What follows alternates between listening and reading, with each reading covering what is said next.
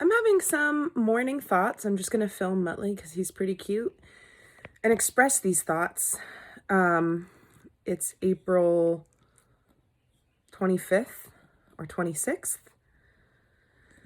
And I am thinking about how it's hard for people to compare the things that we can see when we look around us, the things that we're shown that are happening in the world, this continual relayance of information about what is going on and what is happening. It's hard for people to place that below or lesser than the inner world, right? Or the pure potentiality from a 0 point with which we can access energy to manifest and create new things. Because that is, as people would say, that's in your imagination. That's fictional. That's not real. Like, how can I go inside and be like, but we can create a new world? Like, how can you convince yourself of that? Because that's where everything springs forth from anyway. Another thing I'm thinking about, people are like, people who have good hearts and are well-intentioned, who just like to commune and collaborate and talk to the other people in their lives about what's going on in the world.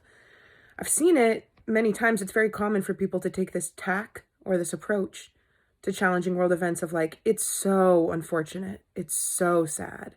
It's so disturbing.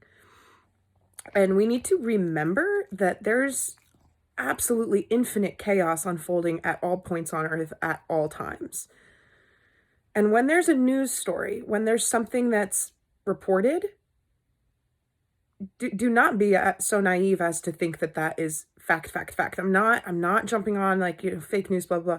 I do have a lot to say about that, but now's not the right time for me to air all that out.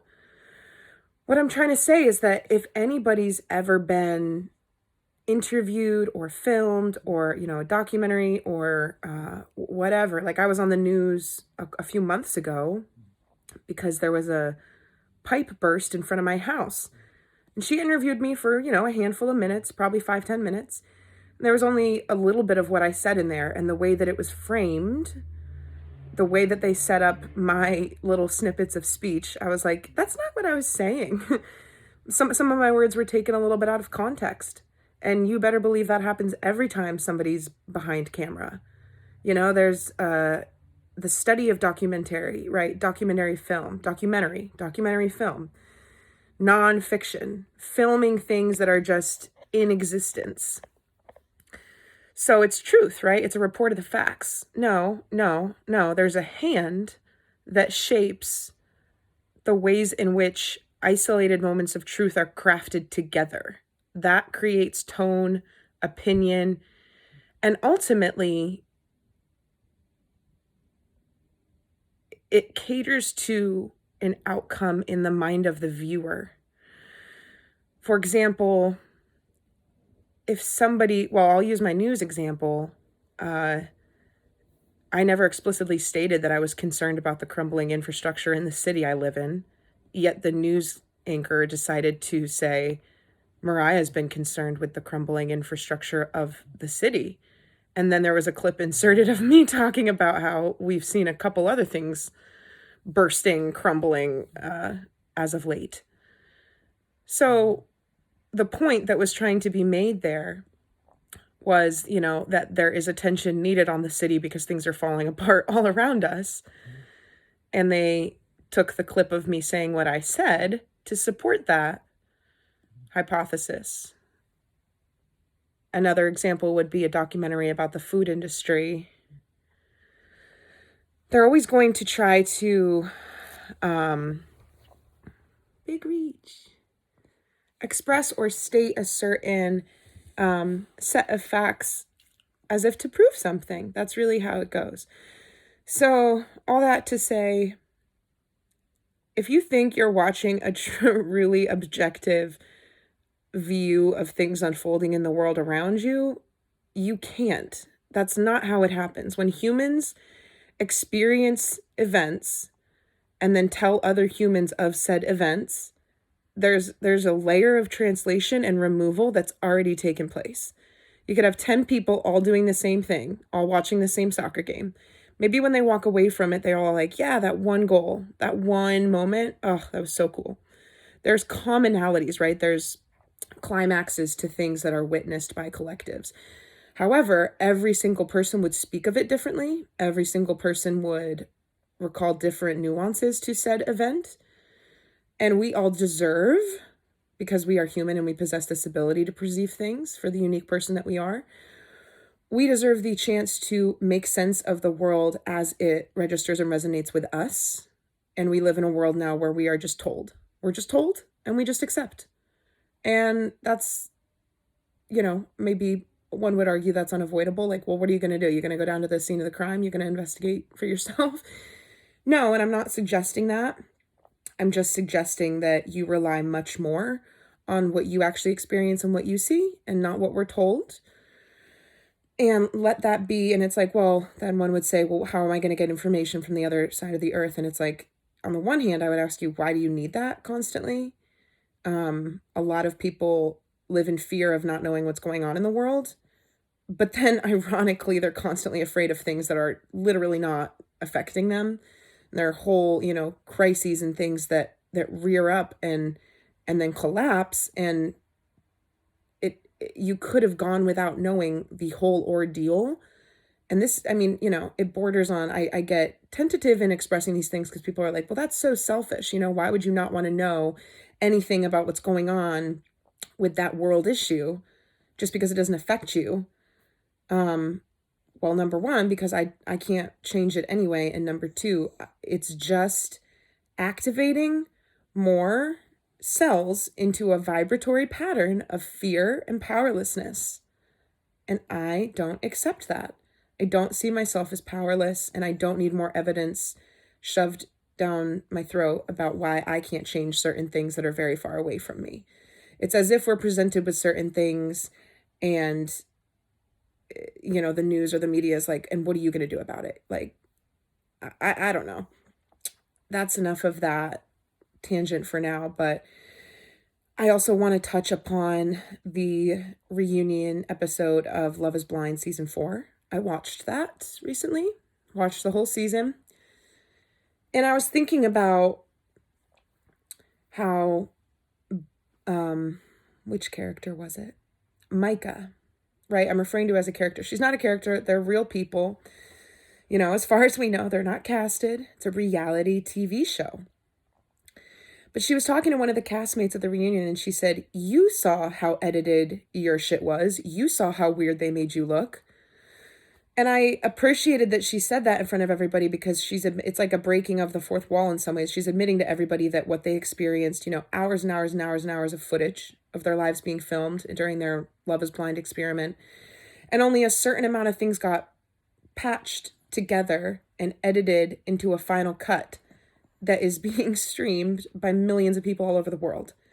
And then they have an hour or an hour and a half or a 2-hour long episode to air things out. But at that point, it's really too late for them. They signed their lives away and they didn't know how they were going to be portrayed because so many things were omitted. And omission is many people would agree, many people would disagree. Omission, in my opinion, is a form of lying and dishonesty. In order to create a wholesome narrative that reflects the truth as closely as possible, you need to have certain things present and known. And when key details go missing sometimes for certain stories, it ends up being dishonest. So when I was watching that and I heard her say that, it was like, this is funny because it's almost like you guys were violated, and this is not funny, odd, right? Perplexing, thought-provoking, got my mind going. She was talking about how they all were victims in the sense that they did what they did, they said what they said, but then they were powerless to how it ultimately got shown and edited together for the world's viewing, for the world's entertainment. And I saw Katniss, and I saw on Hunger Games when they're interviewing them, and they're all dressed up they're on the stage and all these people watching, and it's for the entertainment of the Capitol, right? Or these people in the different districts, they're all watching the Hunger Games. And she's talking about, loss and brutal things and tributes and blah blah blah, but it's all through the lens of entertainment. So we're, in some ways, there's something being gained, this distraction, this entertainment from other people's drama and suffering. And to be honest, I've never seen somebody on a reality TV show like admit to that, be like, you saw how much they edited it down and didn't show the truth of what was happening. I thought it was radical that she said that, because you don't see that so much. And it's almost like this subliminal announcement to the world that we've really arrived in that Hunger Games era of, people having their hearts broken and these crazy things. It's not as brutal as the Hunger Games, but everything's a nested metaphor going to show certain things, going to illustrate and display certain things. I mean, it's not like that, but it's still this, they were bested, basically. That's how I see it. They thought they were going in to have this experiment, and of course, that it's going to be crazy if you go onto reality TV, but I think that probably more often than not, those people end up regretting it. That they talk about serious mental health for people who go on shows and then end up being framed or painted as a bad guy, bad character. Like Irina from the Love Is Blind most recent season. She said, I'm not saying that she wasn't a bad guy on the show, but producers are going to be like, okay, we got a live one, and then they're going to make sure they get all of her worst moments and use her, right, as a dramatic point to create intrigue with the narrative and the plot between people. So yeah, I guess to conclude this little rant of disparate ideas that hopefully make some sort of sense, I would say that I'm hoping that we as a people don't get bested by the technology that is just supposed to make our lives easier, and we're supposed to, really complicitly hand over all of our data and info, and even more than we even know about ourselves. Okay, I'm thinking Apple Watch. I'm thinking, it tells you how much time you spend walking weighted on each foot. Like, that's a metric I never even heard of, yet you can go into your health app on your iPhone or whatever device you have and be like, double weighted footstep time. Like, why? Don't track that on me. I don't want to know that. Sure. Yes, it can help you understand your gait, and if you have, I don't know, deeper issues with your hips or your knees or your alignment. But my point is, when you sign a document that says you're going on to reality TV, or you get an iPhone and you say, I accept, you click all the boxes. You don't read the fine print. You just say, yeah, privacy agreement, whatever, sounds good. When you say, yeah, I'm going to open myself up to this experience, but then at the end of it, whatever you take from that for the final cut is, that's outside of your control. That's kind of how I see the raging machine of modern day tech, and how it relates to the people, helps the people, confuses the people, and even harms the people, raging on. That pattern is something that we, could maybe start to reassess and recalibrate for a little bit, and some would say it's too late. All of our stuff is already in the system, and this isn't like I can say it all I want. I don't consider myself a conspiracy theorist, but maybe I should stop saying that, because I definitely am. I just think it's more complicated than that, and I don't like what that does to people's minds, because then they'll not want to listen to me, or listen to me when I don't necessarily think the way that other conspiracy theorists do, or whatever it may be. I'm just saying it's very interesting, the different layers of how truths are leaking out all around us. I'm certainly seeing things in new and different ways all the time right now. And I do kind of sometimes think about this tech, social media, collective news, conversation, world events, this thing, less of, not to be callous or impersonal, but less of individual people, but more as this churning machine showing us where we're at as a result of the collective energies of each person living their life, feeling their feelings, doing what they're doing, manifesting and in swirling with everybody else's, prerogative, subconscious and conscious manifestations and contributions to the energetic space-time quilt, cause and effect. I'm just trying to witness it play out and then continue to adjust and recalibrate my contribution in the world to hold fast to the things that I believe in and what I believe we are capable of. And I do just want to go back to the beginning for a second, because what I was talking about was how I think it's inconceivable or unlikely or improbable for people to be like, okay, so you're telling me not to pay attention, or not to not pay attention, but not to weight or value as heavily the things that I can see that already are, and instead put more emphasis on my own ability to conceive of something new or to change something. If someone's going to see that as being unrealistic, then, just think about it this way. Everything that does exist outside of you that shows you the world, this is the world that we live in, this is how the world's going, all of that stuff was at one point preconceived, and it was in the ethers, and it was not yet actualized. So this all comes down to the channels that energy flows through. Think of river water flowing. The most commonly accessed channels are going to create the deepest crevasses.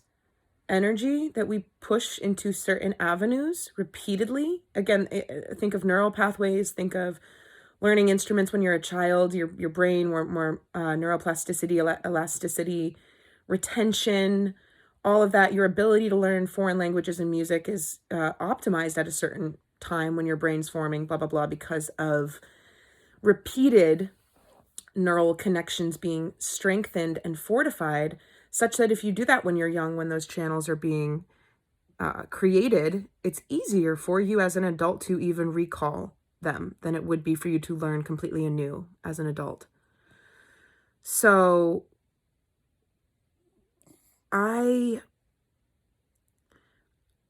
genuinely believe that if we can take our energy, not in a civically inactive or turning a blind eye or a spiritually bypassy way, like pay attention as much as you want to all the things that you want to, but if they make you feel powerless or as if you can't do the things that you want to do, or as if you're not doing enough, or if you're not helping enough, or guilty for what you have when other people are suffering, then that's a very good indication that it's not worthwhile for you to partake in that type of content right now. If it makes you say like, oh, I can, no, I don't like that, that's awful, but I know I can do something to like add to that situation, blah, blah, blah. I think that's where a lot of people come up short, and where people do feel desperate and at a loss in today's world, because there's not a whole lot of people who feel positioned to be able to just automatically go to that place mentally and emotionally of feeling positive when presented with a crisis, because they can help. It's fewer than it is majority that end up being able to feel that way. So it's not to say like turn a blind eye to all of that. You can feel compassion and empathy and sadness for things that disturb you or things that have happened.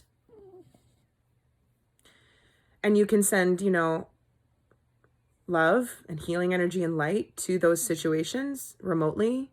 That's not kooky woo-woo. That is a thing.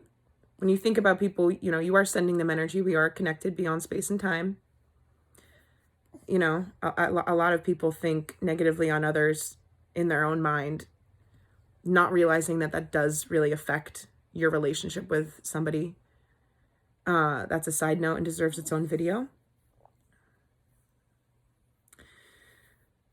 But I'm not saying you can't empathize with bad situations in the world. You don't have to turn a blind eye. But then if it stops you in your tracks from doing, what you do have within your control, then that's no good. So empathize to the extent of lending your soul and your presence as an ally or somebody who cares. and then take your own ability to move energy through a channel. And for example, maybe that's a world where said crisis doesn't exist.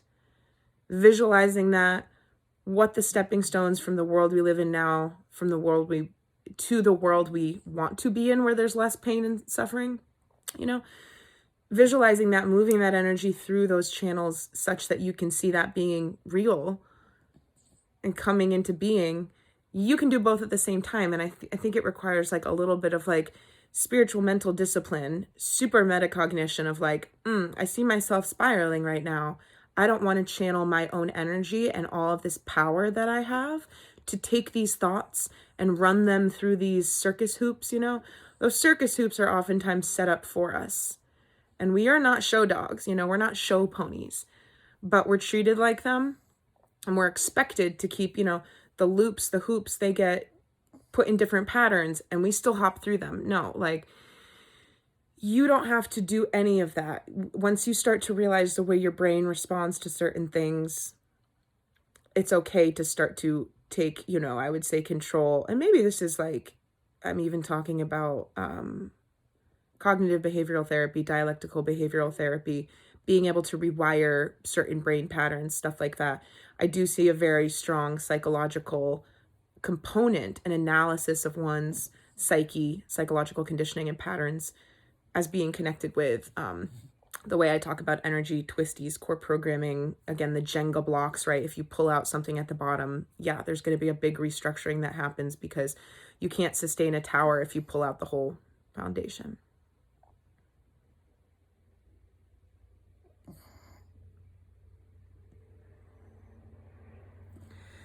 I like it when he naps and his little teefies shine through because they're small and they're cute. So, thanks for listening.